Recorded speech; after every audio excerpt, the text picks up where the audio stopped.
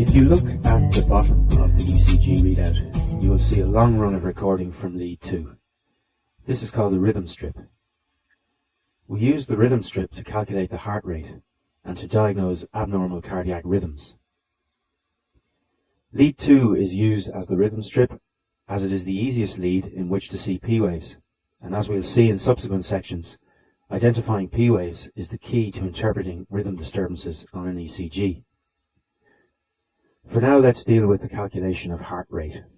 ECG recording paper is divided into large squares 5 mm wide, and these large squares are in turn further subdivided into small squares, each of 1 mm in width. For our present purposes, we can consider that in all ECG machines, the recording needles run at a constant speed over the ECG paper of 25 mm per second. If you think about it, you will realize that this means that distance on the ECG paper equates to time. At a recording speed of 25 mm per second, 5 large squares are covered in 1 second. So, 300 large squares represents 1 minute.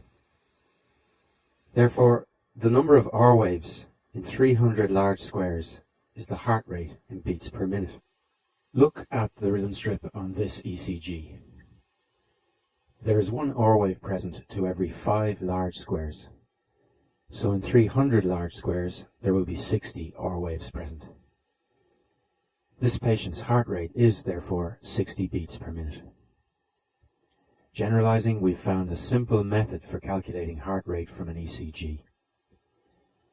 Identify 2 R waves on the rhythm strip, count the number of large squares between them, then take this number and divide it into 300. Provided the heart rhythm is regular, this method gives you an accurate heart rate in beats per minute.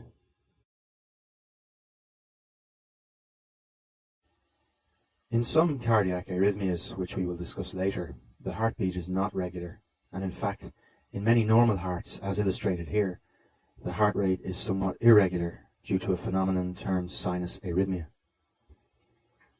You'll remember from physiology that this is a completely normal variant, with the heart rate slowing during expiration and speeding up during inspiration. We cannot use the RR interval technique to calculate heart rate in this case. When calculating the heart rate from an ECG in the presence of an irregular rhythm, count out 30 large squares. Now remembering that 5 large squares equates to 1 second, 30 large squares corresponds to 6 seconds. Count the number of R waves in these 30 squares. In this case there are 7. 7 beats in 6 seconds gives a heart rate of 70 beats per minute. In addition to calculating heart rate, the fact that distance on the ECG paper equates to time allows us to use the readout to time the duration of the major events of the cardiac cycle. We've seen that at a standard recording speed of 25 mm per second, 5 large squares corresponds to 1 second. Therefore, 1 large square corresponds to 1/5 of a second, and 1 small square to 0.04 seconds.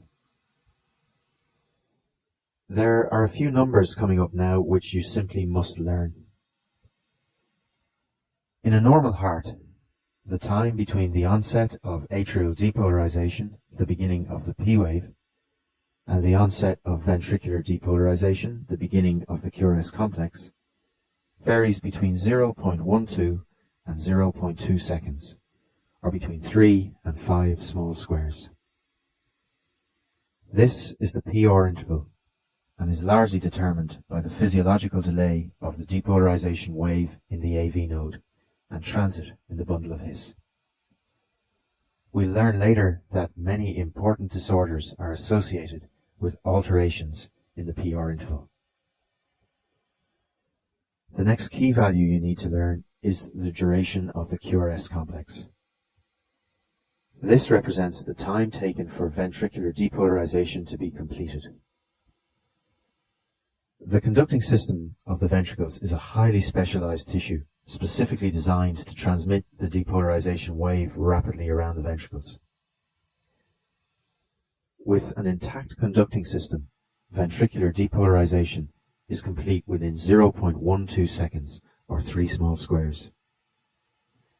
Hence, a normal QRS complex is equal to or less than 3 small squares in width.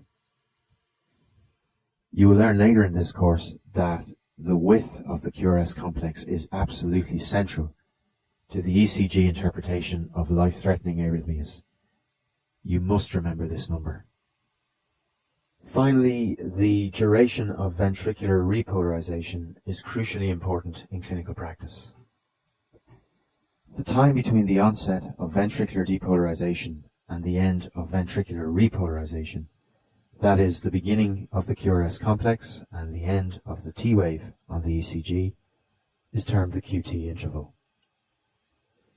When the heart rate is 60 beats per minute, the upper limit of normal for the QT interval is 0.44 seconds, or 11 small squares.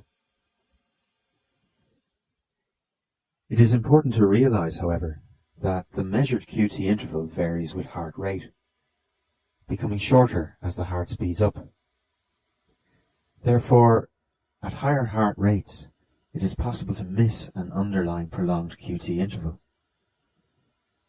The discussion which follows may seem academic, but it is very important clinically.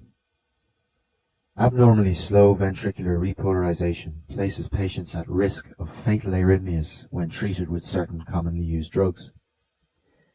The ability to identify prolonged QT in these patients can lead to the use of alternative medications and avoidance of sometimes fatal arrhythmias.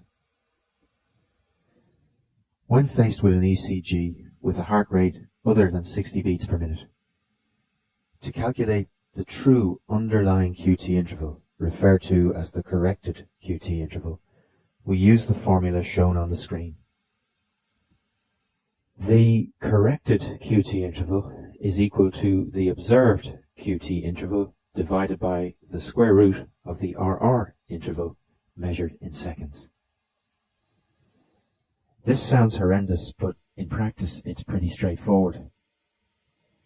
Let's try and calculate the corrected QT on this ECG readout. In this case, with 3 large squares between R waves, the patient's heart rate is 100 beats per minute. We select a QT interval on the ECG readout and find that it is 8 small squares in duration, or 0.32 seconds. We then look at the preceding RR interval and find that at 3 large squares, it is 0.6 seconds in duration. The corrected QT interval is therefore 0.32 divided by the square root of 0.6. This computes at 0.41 seconds and is within our upper limit of 0.44 seconds. So this patient does not have prolonged QT. To give you a simple rule of thumb, when you look at the rhythm strip on an ECG, if the observed QT interval is more than half the RR interval, at least consider the possibility of prolonged QT.